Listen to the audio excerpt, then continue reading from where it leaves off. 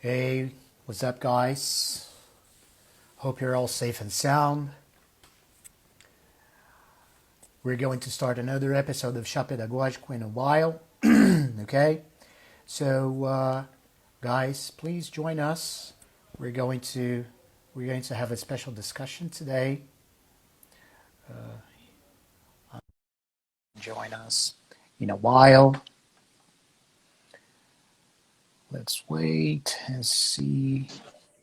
There he is. Hey, What's up? I'm here. I'm here. What's up, man? Good to Hey, see you. good to see you too.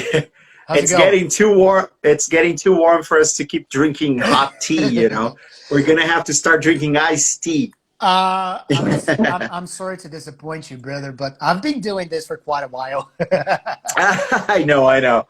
Yeah, I've done Because it a couple of times, but I normally just drink hot, warm tea. yeah, That's yeah, I don't know yeah, why. It's just yeah. No, yeah, I got it, but because it's too yeah. damn hot. It's been too damn It hot. is. It is. Yeah. All right. You have So no idea, dude. Yesterday it felt like 29 degrees here in Goiânia at 10 p.m. holy shit. 10 p.m. like it feels like 29 degrees. Yeah. Holy So, shit. when you come here to visit me, you'll actually feel what I'm talking about. Yeah. Yeah, I'm having second thoughts now. Well, you can come in the winter. There's no winter, by the Yeah, way. that's a So, problem. I could come in the winter, yeah. but okay, what's the average degree in Goiás in the winter? Yeah, it's like 27. 26 and a half. Yeah. Come on, man. Come We do on, have man. we have a rainy season, so but it rains the whole day. It's not cool. You have a It rainy does get a season. little You have chillier, but yeah, you have a rainy season of 1 week, right? yeah. No, actually, it's kind of like 2 months.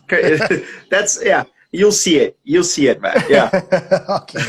Like All right. So we have some people. the Yeah. monsoon season.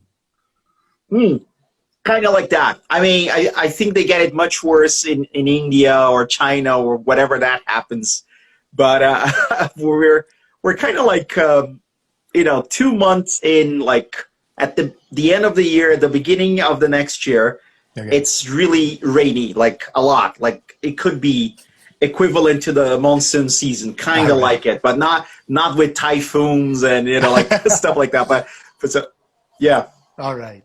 Okay, so Okay, man. as people are joining us, hello everyone. So we have some people Hello, joining hello, us. guys.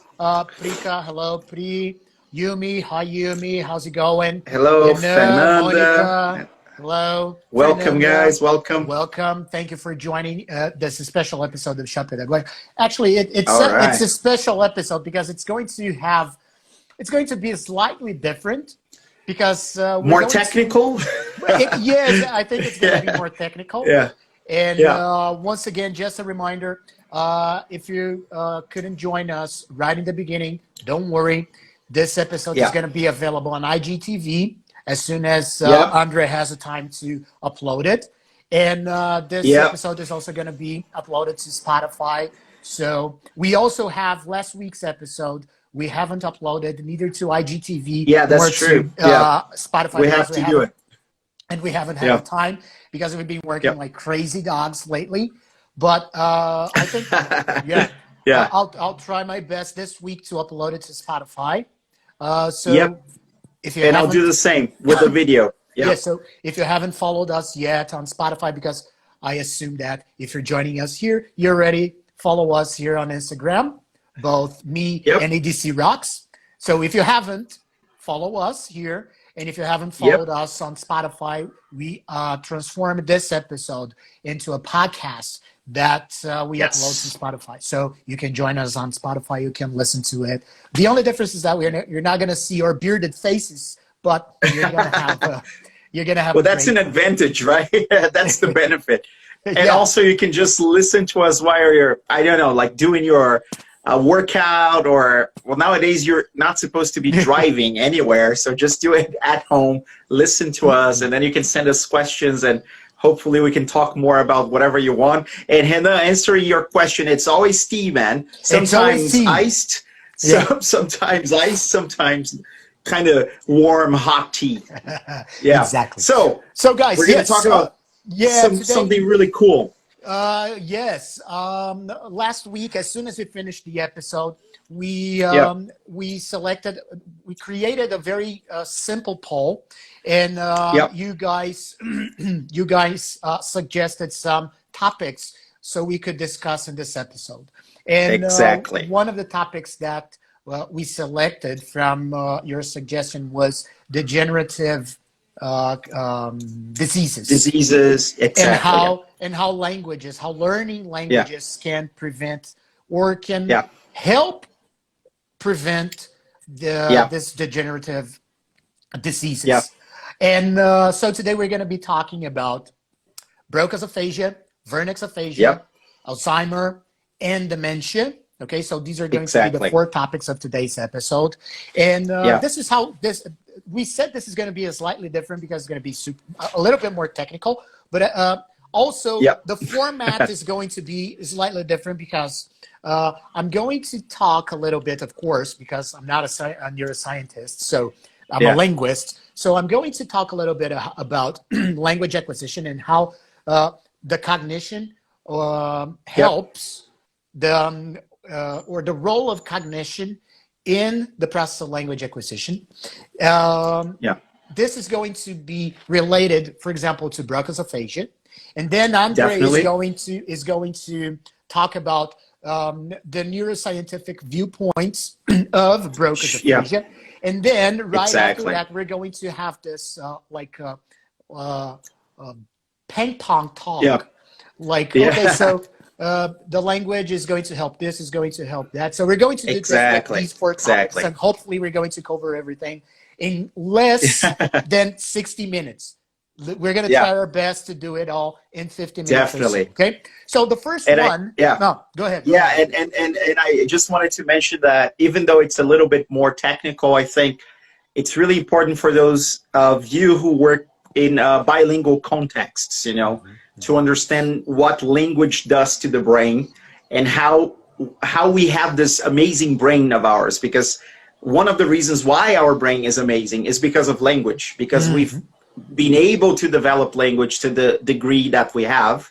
And then it makes a lot of sense that a lot of the stuff that happens to our brains when we grow older, especially when we grow older and then we go through some difficult periods in terms of neuronal plasticity. So we have this natural cognitive decline. So language is probably one of the best, I'd say, determiners or markers to say, oh, this person is going to have something, because there's something affecting this person's language. And because language is such a global process and involves many different areas in the brain, so it's kind of like, that somebody might have some problems in their brain because of how they use language. So Yes. language is something extremely important. And then we're going to address those different disorders, right? Yes, we keep having some yellow flags before we get the red flag through Yeah, language. The language is exactly. going to give us some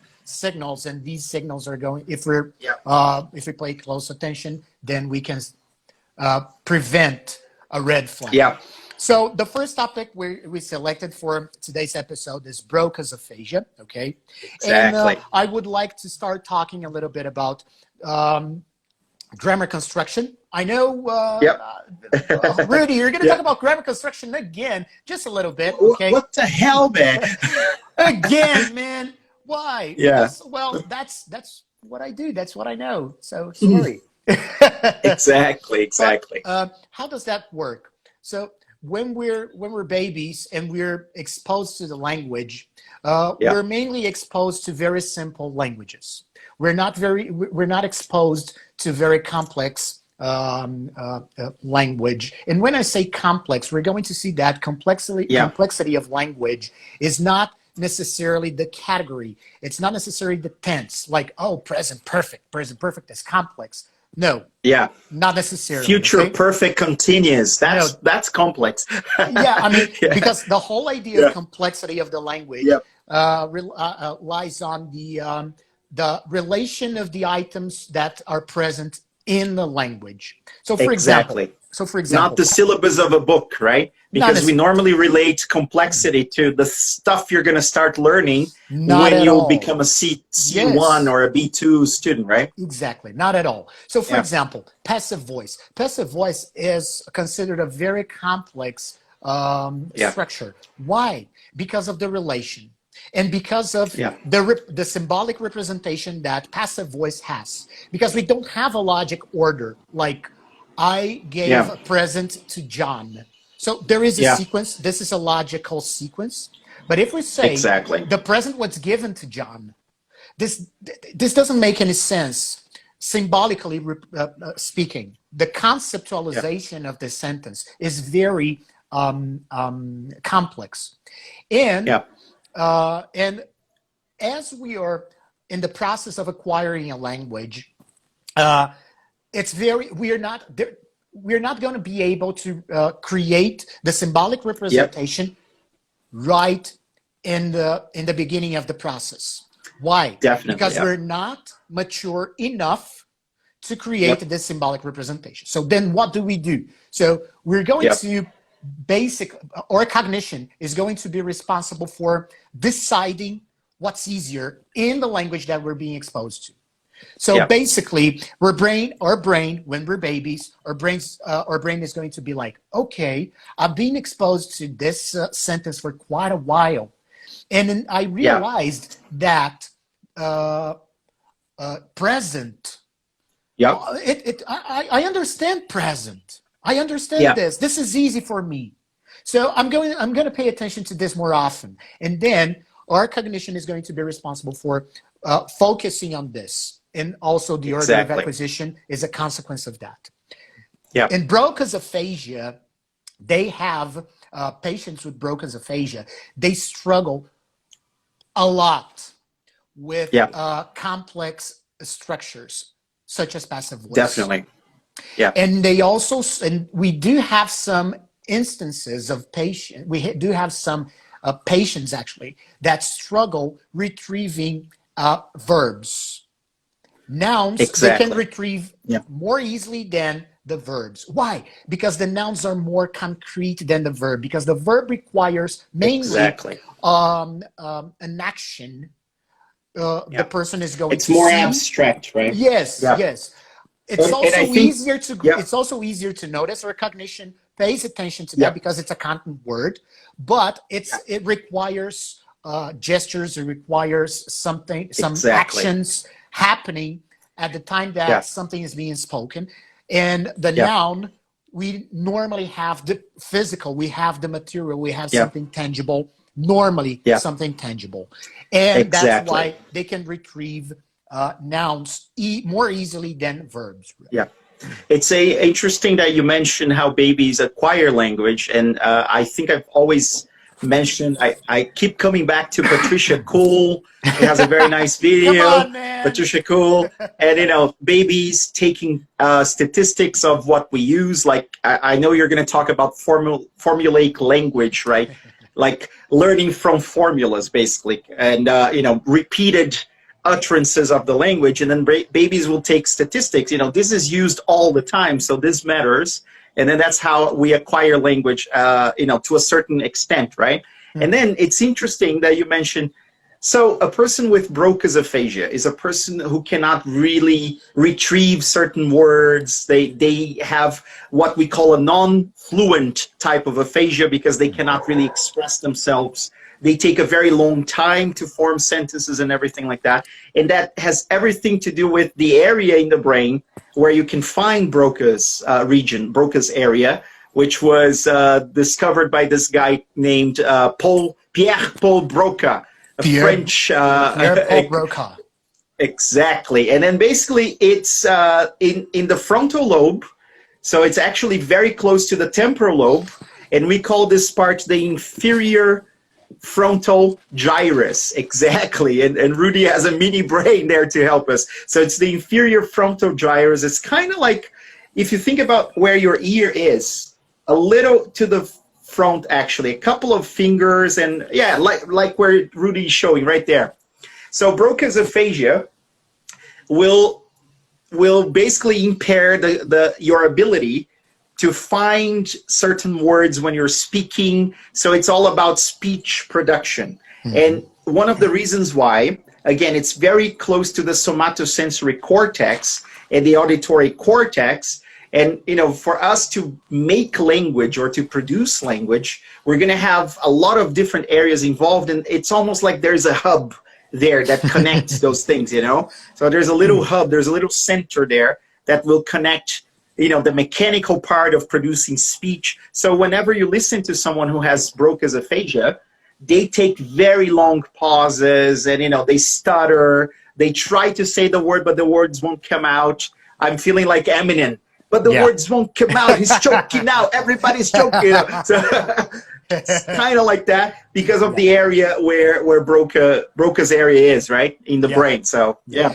And there's also the case, the phonological aspect of Broca's aphasia, right? Because they can all, they can't produce certain sounds easily either, because the Broca's aphasia affects the or motor or movements. So exactly. Because that area of our brain is responsible for certain movements, not linguistic movements, not for phonology, movements in general. And of course, the motor cortex, right?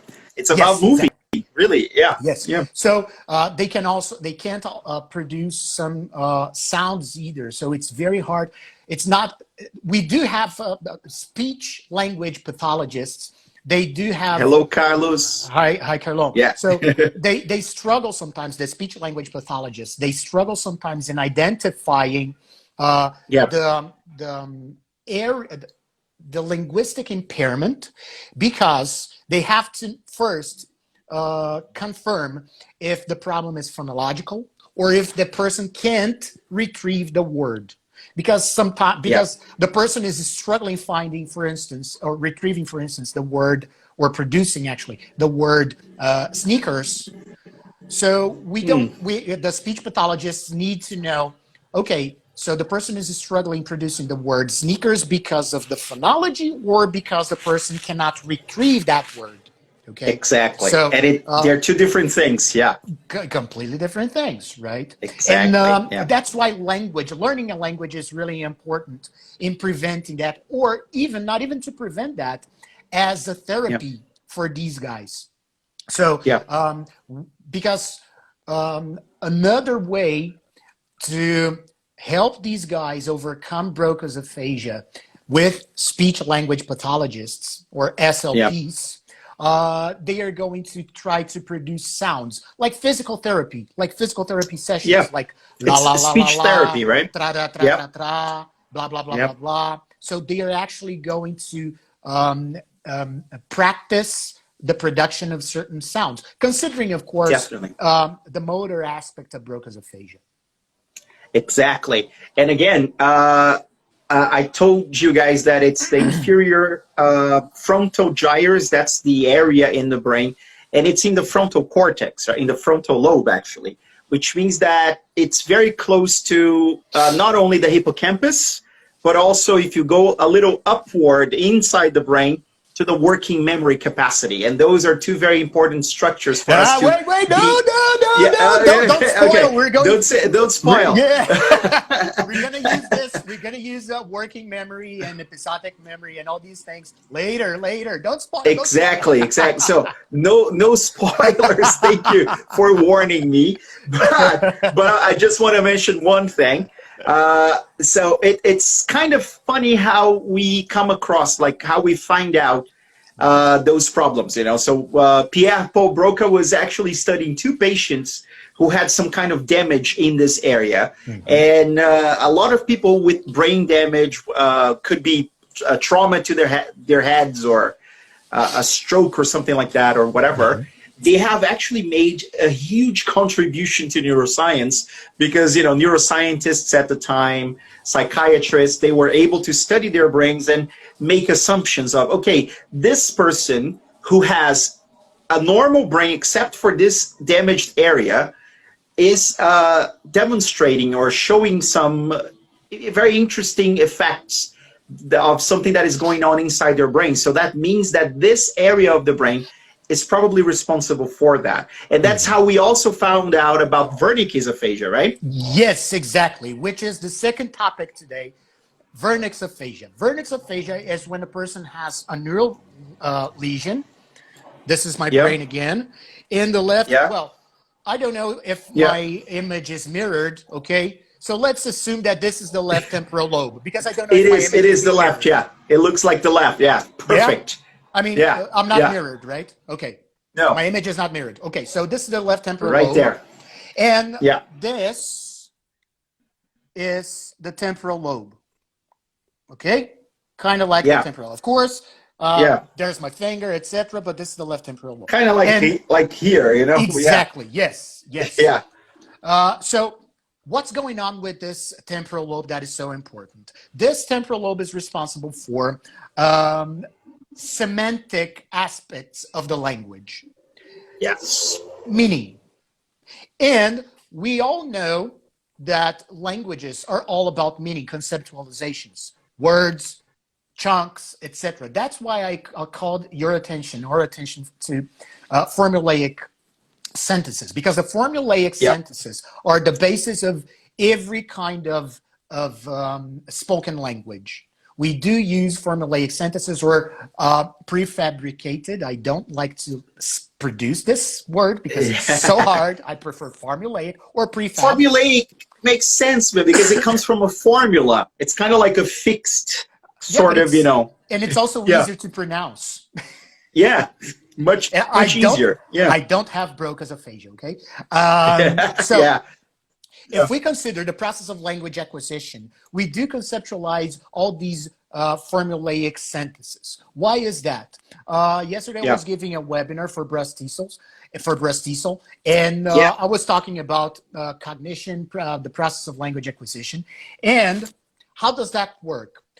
For example, if we go to the dentist, and I'm going to use the same example, if we go to the dentist and the dentist says, open wide, we don't break down this sentence when we're going to either understand or use it.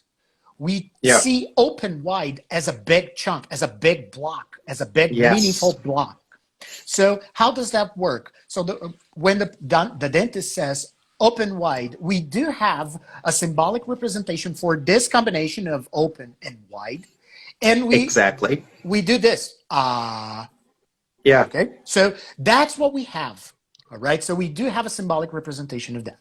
And what does Wernicke? Okay. So what does Wernicke's aphasia have to do with this? Remember, I just said that the left temporal lobe is responsible for semantics, meaning that meaning representations.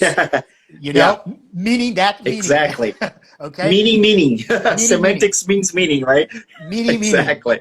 And then the person that has a Wernicke's aphasia, maybe this person understands what's being told, but this person is going to struggle a lot to understand what's being told to this patient. And there's one more thing. When this person needs to retrieve the symbolic representations, they can't. And which is worse. They have a fluent aphasia, right? Yes. Normally, but then... And they don't know, they have no idea that they are not producing what they're thinking that they are. So basically, a person with Wernicke's aphasia wants to retrieve a symbolic representation of open wide. But for some reason, this person cannot produce that.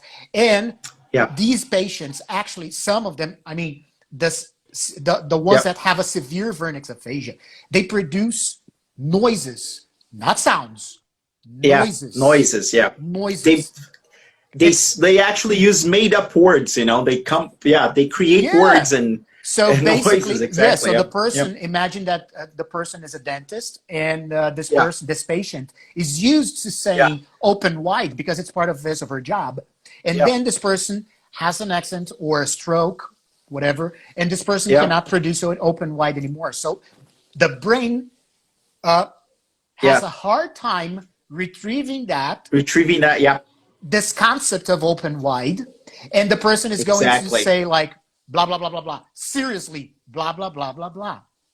Exactly. Blah, blah. And you know, and it's very interesting again to mention the area. So if you go back, so kind of revisiting Broca's area, inferior frontal gyrus, right? And then again, it's responsible for speech production, basically. So the whole mechanics of language, like moving, because it's very close to your motor cortex. So it has to do with moving your apparatus, let's say, you know, your mouth, your tongue, has to do with your vocal cords, but also finding the words, true. But with Wernicke's area, which is in the temporal lobe, it's the superior temporal gyrus, so kind of like where Rudy's showing there. And this has to do with meaning formation, symbolic representation, right? So basically what we want, I mean, when a person has Wernicke's aphasia, they can speak fluently, but made up things. They think they're retrieving the meaning of the words that they want to say, but they are not. And maybe they cannot even understand what we're saying. Maybe they can. It depends on the level of the aphasia. So maybe whatever I'm speaking now, if you had this kind of aphasia, you wouldn't be making any sense of what I'm speaking. And then when you wanted to say something, even though in your brain it sounds like you're using the actual words in the right order, you're producing language quite fluently, you are just, you know, uttering a bunch of mumbo jumbo, basically. Yes. It doesn't make any sense, right? Yes, yes. It's kind of, I have an analogy for this. It's kind of like autocorrect. No, imagine you're learning French or whatever, because French is really hard to spell, right? So if you have Broca's aphasia is like you have no autocorrect. So you have to remember how to spell the words before you send a sentence. And the more complex, the harder. It takes you a very long time to kind of find the words and type in the right letters. But Wernicke's aphasia is like, you know French, but autocorrect keeps changing everything for you. So you're typing in the words and autocorrect keeps changing. So the result is like nothing makes change. Nothing makes sense, right? Yes. Kind of like that. Yes, but that's a great analogy, because Wernicke's aphasia, that's exactly it. And the PhD proposal that I've been working on is related to that. I mean, the intention is preserved, okay, guys? Yeah. But as it's exactly what you said, Andre. The intention is preserved. The pragmatic aspect of the language is preserved, is saved. Exactly. Okay? But the production doesn't match the intention. The production doesn't match the intention. And the worst is the person doesn't know that. But and again, going back to speech language pathologists, SLPs again, one of the therapies that they have for these patients with Wernicke's aphasia is to paraphrase. Because what's going to happen? So once again, we do have our brains here, and the temporal lobe is affected. Let me just make something clear here, because it just came to me. We're talking about specific areas of the brain. Because we're talking because we're talking about degenerative diseases that affect parts of the brain. This doesn't mean that we believe that when we're speaking or when we're exposed to language, we only use a specific area, okay? Just make it very clear. And to add to that very quickly, we're talking about specific areas of the brain, because we're talking about specific features of language. We mentioned the motor cortex, you know, the mechanics of language, speech production, and we also mentioned semantics, representation, right? Symbolic representation. We're talking about, and language is far more complex than that, so it involves many other areas, right? Yes, I mean, we needed to make it very clear, to say that. We needed to say that because those guys who have been following us, they might ask us, Rudy, Andre, you're always telling us that we use the whole brain, etc. And now you're talking about specific areas. So no, guys, it's because we're talking about diseases that affect specific areas of our brain. So once again, so the person has the left temporal lobe affected because of Wernicke's aphasia. What's going to happen? The person is going to use the other side to compensate. All right. So what's going to happen? The person is going to use the other side of her brain to compensate, and paraphrasing is going to help that. So when we practice with patients with a vernix aphasia, to paraphrase, so the person cannot say open wide. So maybe the person cannot say open wide, produce open wide. So this person is going to use the other hemisphere of the brain to say, to compensate, right? To compensate for that. And the person is going to be able to say, all right, so please open your mouth to the full extension. Yeah. Something like that. Yep. Okay. Exactly. So this is one of the therapies. And again, this is why language is really important. And again, Andre is going to talk about this with more details in 2 seconds. In 2 seconds. Yeah. Because the brain is like a muscle. I know it sounds cheesy, but it is. What do we do? Why do we have to work out? Why do we need to work out our biceps or triceps, the muscles we have in the back? Because the more we work out these muscles, the bigger the muscle is going to be. So if we have language therapies or speech therapies, not therapists, therapies with these patients, we're going to force these patients to work out the muscle called brain. It's like physical therapy, actually. Yes. And you mentioned, so this is really important. Rudy mentioned something, but we don't want you guys to go out saying that the brain is a muscle, but the brain works like a muscle. Yeah. Like most of the time, because the brain is an organ. It's a very important organ that takes up, 25% of all the energy that we consume, the brain uses. So the brain is made of tissue and fat and arteries and veins and vessels in general.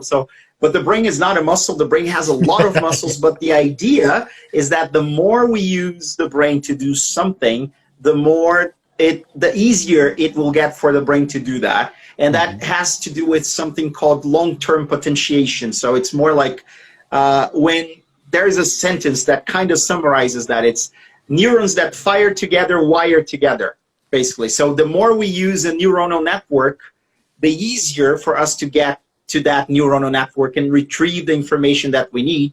And if you think about it, it's kind of like working out your biceps, it gets bigger.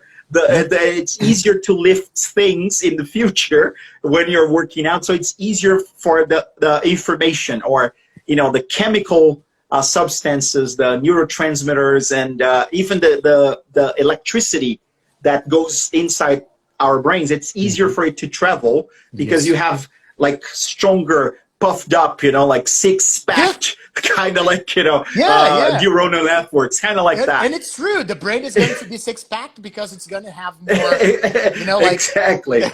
more. That's the idea. Abs, serious abs. Like that. kind of like that. And that's why language is plural now is really important, because the more we use the brain, the stronger it's going to be because of what you have just said. So imagine we've been using one language for 5 years, assuming that we start learning a second language at age 5. So we've been using the same language for 5 years, and we've been working out. Air quotes here, working for Spotifyers. Air quotes. Exactly. Okay? Yes. So we've been working out this muscle here, with one exercise only. And then we start learning English. Another language, Yes, English, for example. So it's like we're not going to stop that activity. We're not going to stop with Portuguese. We're still going to work out the muscle using that exercise. But now we added another exercise. So, of course, the brain is going to use different parts. I don't want to say different parts, but anyway. So, because I'm thinking about the muscle, because our muscles have different parts, smaller parts, etc. That depending on the activity. Sometimes the same part, but in different ways, Exactly. So it's the same muscle, but in different ways, Yes. So let's suppose that for the brain, when we're speaking Portuguese, which is our native language, we are we're activating this point, this point, this point, in Yeah. 2 different points on this hemisphere. Yeah. Okay. Yeah. I'm choosing random Hypothetically, points. yeah. I'm choosing random Yeah. points. All right. Yeah. And Yeah. then we start learning a different language, English, for example, which is a second Yeah. language. So we're Yeah. going to use points 1, 2, 3, and now 4, 5, And some 6, others. and Yep. 7 on the Yeah. other side of our brain. Exactly. So you see Exactly. how we're going to work out the muscle, but in a different way. So Yeah. that's why language is really, Yeah. really extremely And excellent. we can see that if we look at some studies that involved executive functions, right? So this is very important. So because we're talking about neuroplasticity and keeping our brain young and healthy and, working out and whatever. So if you look at how executive functions go in the brain, like the frontal, we're talking about the frontal lobe, the prefrontal cortex, kind of like so right behind your forehead, basically. So that's your prefrontal cortex there. And then it has a lot to do with executive functions. And executive functions, they are very important for everything, basically. We have 3 major types, not just, but we have one major type that is about inhibiting. So we need executive function to inhibit certain behaviors. We call that inhibitory control. We have one that is about updating, that has to do with the working memory. So it's getting new information, processing, consolidating. And we also have one that is about shifting, kind of, distracting. And that can also be called cognitive flexibility. And that has a lot to do with neuroplasticity. And Yes. so what is neuroplasticity? It's basically the brain's ability to always learn and always create new neurons, and kind of, people like to use this expression, it's not really that, but rewire itself. It's kind of like creating different networks. So what happens? Every study, there are a bunch of studies. There's one by Bialystok, for example. There was one in India. So Bialystok did with like almost 200 subjects or something like that. And they compared monolingual brains and bilingual brains. They were still alive, by the way, guys. They just put them inside an fMRI machine or something like that. Nobody had to die for the experiment. But they were checking activation in the prefrontal cortex, because it has to do with executive functions, right? And the one in India had more than 600 subjects. And what they realized is that bilinguals, and when they control for all the other variables, so nothing else could have influenced the result. It had to be the factor of being bilingual or monolingual, right? Bilingual brains, they can fight off or delay the onset of dementia, so neurodegenerative diseases, by 5 years on average. And that's pretty cool. And we don't really know why, but we hypothesize that it's because of this executive functions, the gain in executive functions, right? It has to be related to that. Because if you're exercising this inhibiting, every time I have to say a word in English, I'm inhibiting my Portuguese. So that's a good workout for the brain, which means that I am protecting my brain, for on average, I'd say 5 years more. Yes. At the end of my life, when I'm going to develop this disease, right? Yes. Which is awesome. So being bilingual buys you like another 5 years or 6 years or something like that. Yes. Yeah. All right.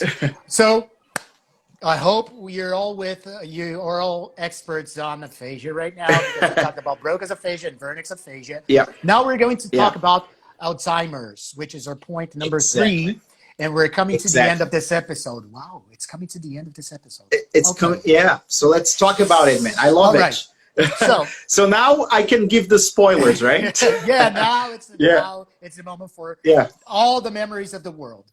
So when we're learning a language, we have something called joint attention that plays an important role, an essential role in this process. What is joint attention? Meaning that a baby is going to pay attention to everything that's happening in front of this baby, in front of him or her, and this baby, especially the caregiver, the parents, yes, right? yes. Yeah. I mean, imagining that there is an adult doing something. So Yeah. imagine this scenario: there is an adult doing something, and this baby is in the same room. Okay, and this Yeah. baby is paying attention to what's going on.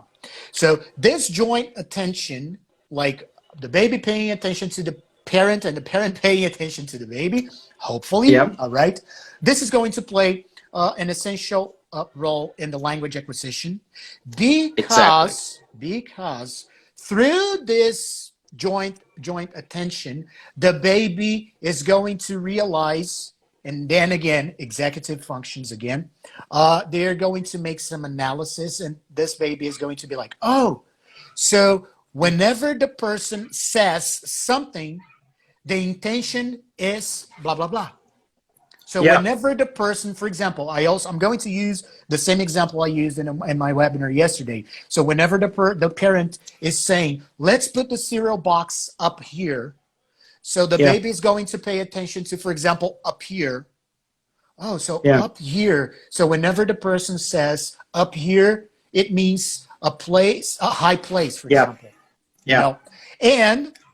And we do have a lot of people saying that attention is the gateway of cognition. Why is that?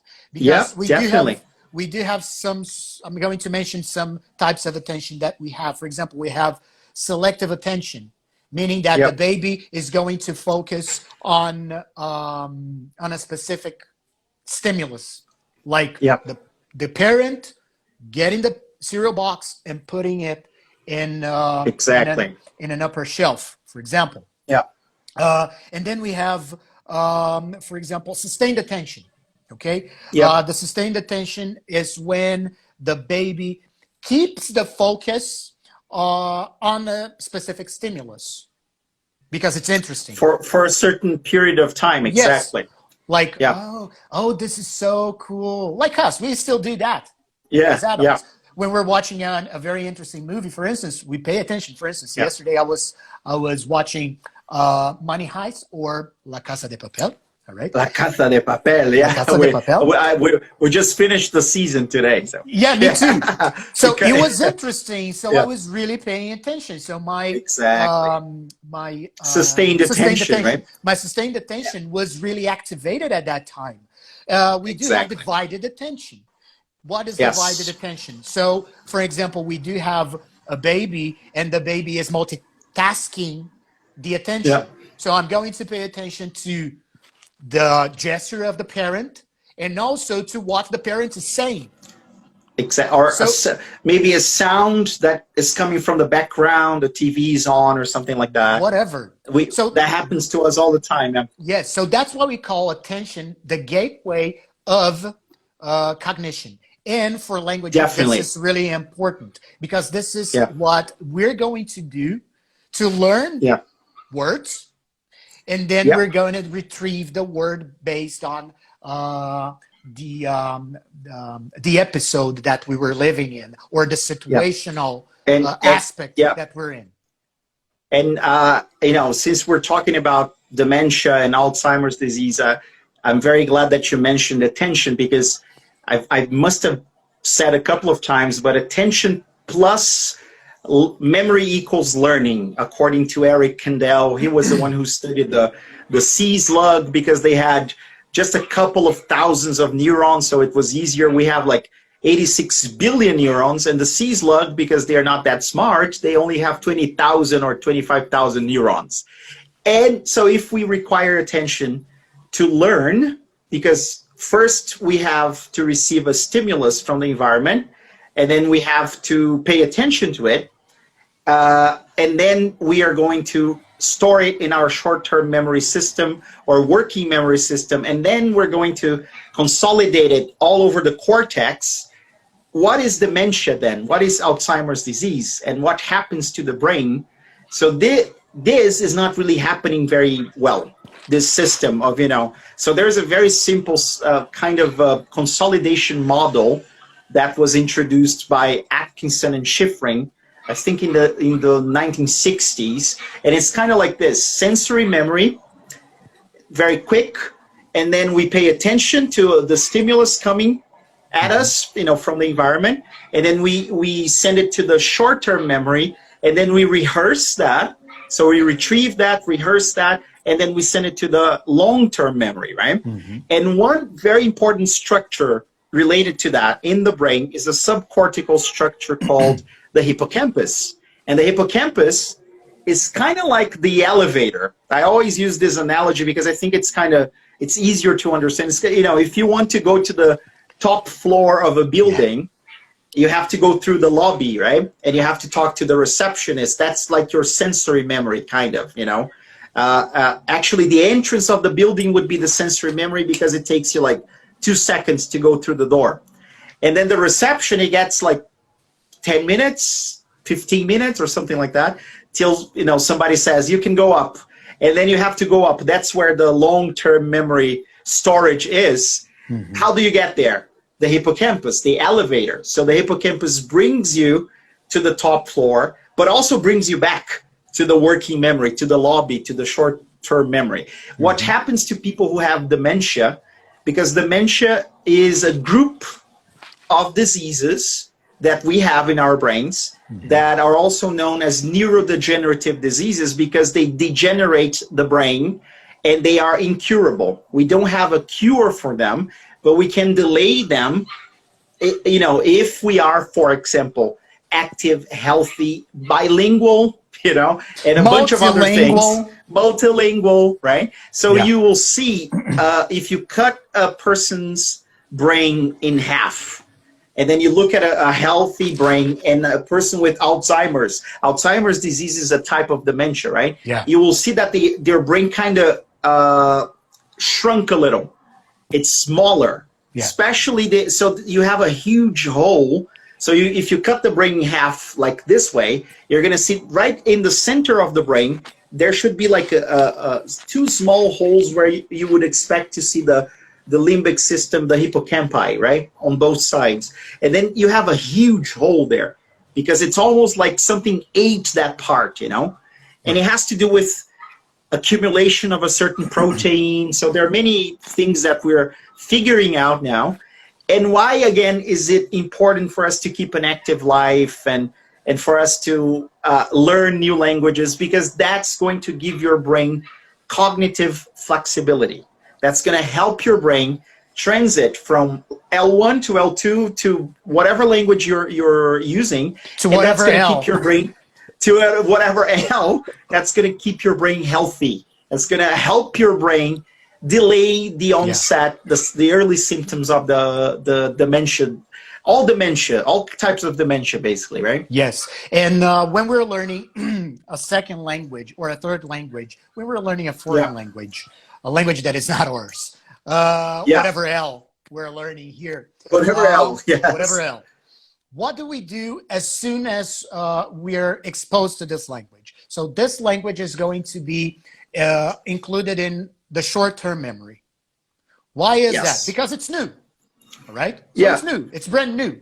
So we're going to use this, and we're going to store that in the short-term memory because we haven't had time yet to use this information frequently enough in order to make it more automatic. So it's there. It's in the short-term memory. And then as we keep practicing and practicing and practicing, that's why practice in the classroom is really important, okay? We're going, little by little, we're going to get this information, this linguistic information, removed from the drawer of short-term memory, and we're going to include it in the long-term memory. And then in the long-term memory, we do have a separate, we get like a separate, two options, I'd say, okay? Or two subcategories. We have the episodic memory and the semantic memory, all right? And when we retrieve words, I'm going to talk about words, not necessarily structures, because I think it's going to be simpler and it's going to be easier because we're talking about Alzheimer's, for instance, okay? Exactly. So when they have a problem in retrieving the word, and we're talking about Alzheimer now, okay? Yeah. Why is that? Because that person has a very hard time accessing the episodic memory and the semantic memory. Exactly. So this person has a hard time accessing these two subcategories that is now part of the long-term memory. That's why when we're learning a language, we're basically practicing or making this muscle, this part of the muscle, stronger. Stronger, yeah. Because we're constantly accessing it. We're constantly accessing. It's like an old bike. So if we don't use an old bike, the chains are going to be rusty after a while. Exactly. So if we keep using this bike, the chains are not going to be, they're going to be rusty. We have to maintain that, but not as fast as if we weren't using the bike. Yeah. And again, you mentioned two types of memory that are very important for us to understand what happens to an Alzheimer's patient, right? So you said episodic memory. So we have many types of memory. If you guys, Google memory types, you're going to cry. Yeah. There is a book by Gazzaniga, I think was his name. And so it was neuroscience and psychology. And then there is a very cool memory chart that you have basically two big types of memory in the long-term because we have the sensory memory, short-term memory, working memory, and then long-term memory, which is subdivided into a bunch of other memories. But we normally have, I think the easiest way to understand is that we have something called declarative memory and non-declarative memory. And the declarative memory has to do with stuff that we can declare, that we can verbalize, and also has to do with, so therefore, conscious memory. It's a type of conscious memory. The other one, non-declarative memory, has to do with unconscious memory. So it's stuff that we do basically automatically, right? So habits and it's processed in a different part of our bodies. Could be the somatosensory cortex or the cerebellum or whatever. But like Rudy said, semantic and episodic memory, they are both declarative memory. So they're the type of memory that we can verbalize. And when you see somebody with dementia, they have a lot of trouble retrieving that kind, though the two types of memory, especially episodic, because they start losing a little bit of who they are in terms. They start losing memories, And we know that, and Rudy and I have discussed this many times, when we create meaning in the brain, that's experience dependent, you have to go through something has to happen. You have to have an experience for you to attach meaning to whatever, like the baby and the father trying to put the cereal box on the top shelf, right? Yeah. That's an experience. That's a memory that you create. And then you're going to draw from that huge neuronal network. And then you're going to attach a lot of meaning to whatever happened. And that's where you're going to find the word cereal box or up here or whatever. The chunks you're going to find attached to that neuronal network. And with Alzheimer's patients, they are losing that.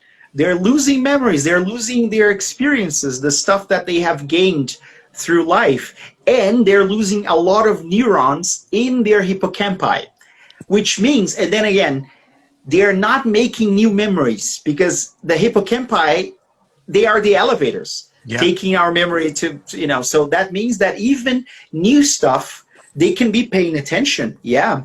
But then the transition, like sending it to the long-term memory storage, that's not happening very well. And not only is that not happening, they're also losing a bunch of memories that they had already created, right? So that's why dementia is terrible, guys. It's something that makes us lose our identity. We don't know who we are. We get lost. The hippocampi has been, they have been related to navigational skills, navigational memory as well. And also there's a theory of lack of visual processing. So Alzheimer's patients, they're going to start wondering about on the streets because they have no idea where they're going, or maybe they have no idea who they are and what they have to do. So even the intention, Rudy was talking about the intention is not really preserved there because they don't have an objective. They lose it. And it's sad. It's really sad, but this is something that happens to a lot of people around the world, right? Yes, and the whole point, we have only 5 more minutes, and I promised you guys that we were going to respect the time today. So the whole point of learning a language. So I don't know if you've all had the opportunity to watch The Avengers, not the End Game, but Infinity War, when Thanos snaps his finger, then a lot of characters, they start vanishing, disappearing. And so imagine that dementia or brain snapped the finger. Exactly. And the whole parts of her brain, the whole informational system is vanishing little by little, little by little. Like and, chunks, Yes, just chunks of our brain. They disappear, right? And then when we start learning, when we learn and study other languages, it's our brain saying, no, I don't want to vanish now. I'm not ready to vanish now. So it's like a tug of war with the snapping of the finger and learning. It's the Avengers, man. I love it. This is a cool analogy. You know, learning a second language is like the Avengers trying to stop Thanos. You know, like exactly. That's the idea. All right. Yes. Just to ask a question that Gabriela asked a couple of minutes ago. If we know Ricardo Souza from UFMG, I'm sorry, but I've never heard of him before. She said that Ricardo is a reference, in phonology and phonology. Cool. Awesome. Good to know, Gabriela. I haven't heard of him before. I'm going to I'm going to Google him, and I'm going to see what he's produced so far. But thank you so much for this reference. And B. Joma said that they have to finish watching. That's okay. That's okay. Yeah. So let's wrap it up. Let's wrap it up, man. Right. Again, I hope this was not too technical because we used a lot of jargon today. But I think the final message here is that first, the brain is really plastic. And I think our brain has gotten to this stage of evolution because of language. Without language, we wouldn't have gotten this far, which means that language is fundamental. It's at the heart of cognition for us, for humans. And that, of course, if we know more than one language, we're going to preserve our cognition for a longer time because of cognitive flexibility, right? Yes. So it's kind of like Rudy said, knowing another language is like having the Avengers inside your brain fighting off Thanos, trying to prevent the snap. Just for the record, I'm Rudy, okay? When he says Rudy, I'm Rudy, all right? Yeah, because I can Rudy. See that. Yeah, I can see that some people are joining us right now. I'm Rudy, okay? He's Rudy, exactly. If you like that, I'm Rudy. I said that. But that's it. I think that we need to tell people involved in bilingual contexts and teachers and educators in general the importance of language learning. It's not just for communicating, but also protecting your brain. And you get a bunch of cognitive gains from learning a second language, guys. Tell your students that they should know that. And the adult learners as well, because the young learners or teenagers, they'll look at you like, I'm too young to learn. I'm too young for this information. But adult learners, they'll start being worried about the whole thing about dementia, aphasia, and all these things. So, guys, thank you so much for joining us today. I hope you're all safe at home. Stay home. Really, stay home. Stay home. I know it's hard. It's been hard, but stay home. If you haven't joined us since the beginning of this episode, this is going to be uploaded to IGTV and Spotify. Follow us here on Instagram, on Spotify. Andre, thank you very much, brother. Thank you, dude. And we're planning the next one. So keep up with us, guys. Bye-bye. Bye-bye, guys. Bye.